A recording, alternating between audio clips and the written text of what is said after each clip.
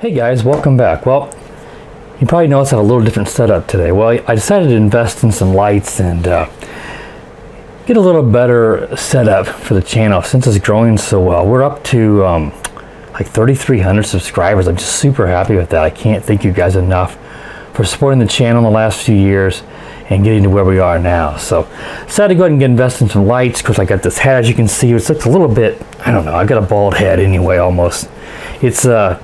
It's not the best shape, so I don't know how much I'll wear this. And I got two of these shirts with my logo. You know, I just made this myself, the logo. Ordered them online. So I'll wear it in some of these videos. Now, I'm not going to be doing these videos like this all the time where I'm going to be on camera. But I hope to do it some. But there'll be other times where I'll just be mounting my action cam on my head and just doing, you know, more typical style reviews. So anyway, what I wanted to do today is I wanted to review or go over the Cheerson CX-10. Now, this is a drone I've had for several years. Right now, it's just I don't have much to review, unfortunately. So I wanted to go over this because I had it, and it's a really nice little nano drone. I really like this a lot. And I haven't flown it in a while, and I found it in a box. I've been flying it some lately, and I thought, you know what, this would be a nice little drone to cover. Now, yeah, there's a million reviews on YouTube with this drone, but boy, this is a neat little drone. So I thought you guys, if you haven't seen this drone, maybe you'd like to, you know, see what it can do here in my video. Now, as you can see, it's extremely small. You know, this is one of the first nanos that were out there, and a very popular drone. Just a nice little flyer. It only has one yaw rate, so that's one disadvantage of this original version of the CX-10. You know, if you're used to a quicker yaw and you go up in the rates, you know, it's a little bit slower to turn around. I do believe they had released a revised version of this that has a more proportional or faster yaw to it. But this is one of the original ones. I actually had an orange one that that I lost down behind the wall here in the basement. But this is obviously a green one. There's a lot of different colors you can get for this drone. You know, it flies for several minutes. Now, my battery, you know, has an integrated LiPo. It's like an 80 milliamp hour, something like that. I don't know exactly. But, you know, it's built inside of here. It doesn't have a super long flight time, but this one I think is a little shorter because the LiPo's been sitting here for a couple of years.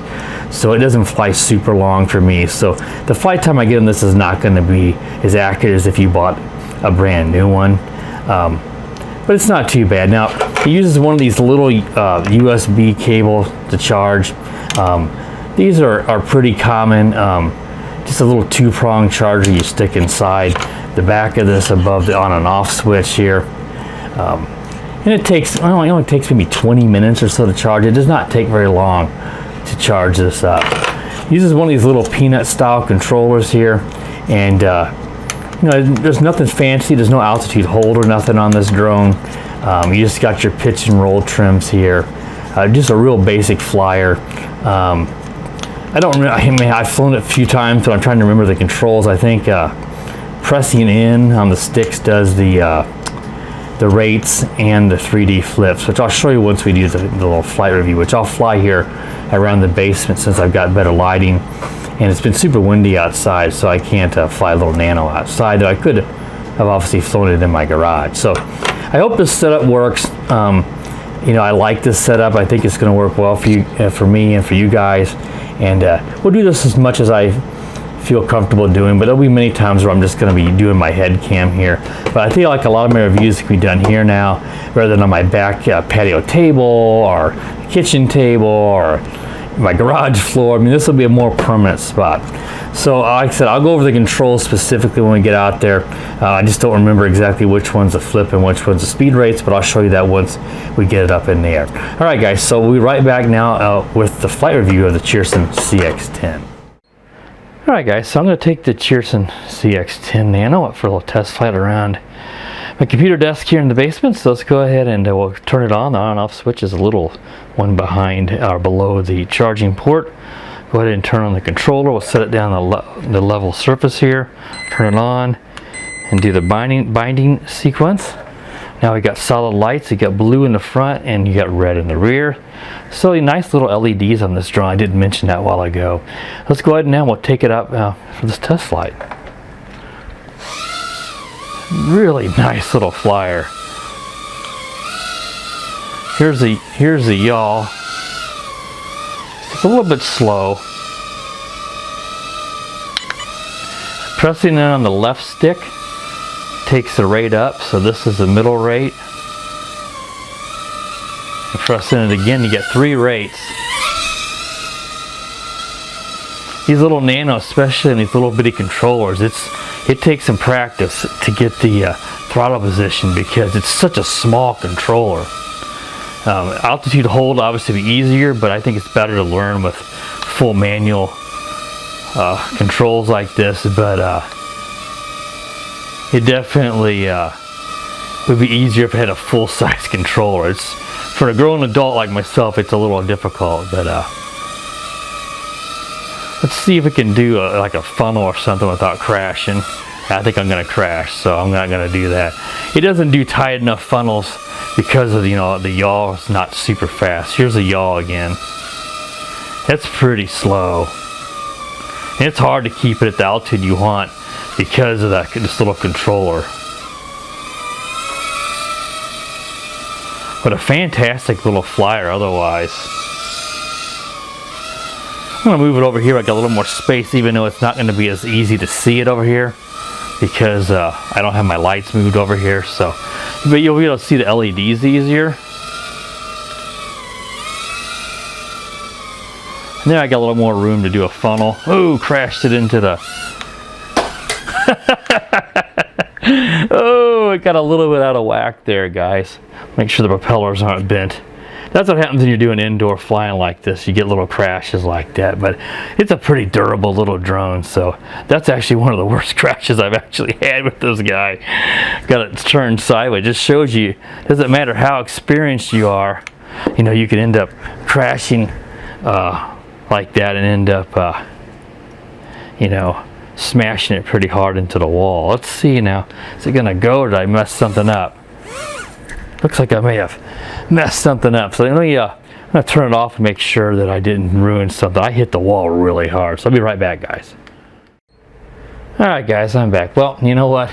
I smashed it so hard into the wall that it, I think I ruined 2 motors. This is several years old. These motors had a lot of hours on them.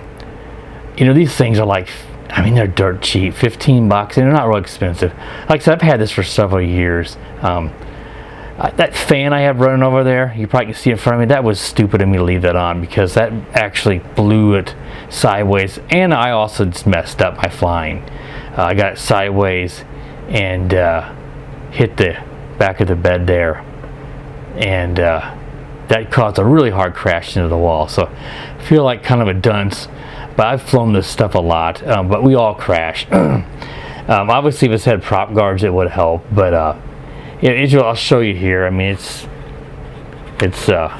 yeah, 2 spin fine, 1 spins a little, and I want to try to get it here. I don't know if I can get my head cam down enough. I don't have it tilted, guys. I don't know if this is going to show up, but you can see 2 of them spin, 2 spin, and 1 moves a little and 1 won't do anything here. So I've hosed it up. I guess it's shot. But like I said, I've had this several years. And it flew just fine in the past, so it's not like this thing was just out of the box and I ruined it on the first flight. It's had many flights on it. So these motors are probably, you know, these brushed motors go bad. This is probably its last leg anyway. The battery wasn't particularly good, so at least I was able to show you guys how it flies. It flies really nice, so I would like to have one of the newer ones that has a better yaw rate. So that'll make it a lot less likely. I think it would have been a lot less likely to crash over there with the better yaw. That fan still, any kind of breeze blows these Nanos around. They're just so lightweight. So, you know, I feel kind of stupid crashing it. I think, oh, geez, this guy doesn't know how to fly. But that's not true. I'm actually pretty good at it. But just, you know, and indoors, it's always harder. That's why something this size is good, because it's so small. You know, you have a little more room to move it around. But like I said, I still crashed into the wall and hosed it up. So, all right, guys, that gives you an idea of the Cheerson CX-10. I'm going to see if I can find these online. I'm sure they're everywhere. If so, I'll include a purchase link to at least one place, maybe even several, if you're interested in picking a few of these up. I know people in the past have picked these up for stocking stuffers at Christmas time, so obviously that's a long ways off now, but you know, birthday presents, stuff like this, these are excellent for a kid, teenager, and adult. So, all right, guys, that should wrap up the review of the kind of abbreviated review of the Cheerson CX-10. Please do subscribe if you're new to the channel and you're not already a subscriber. And as always, guys, have a great day. The power of the dark side.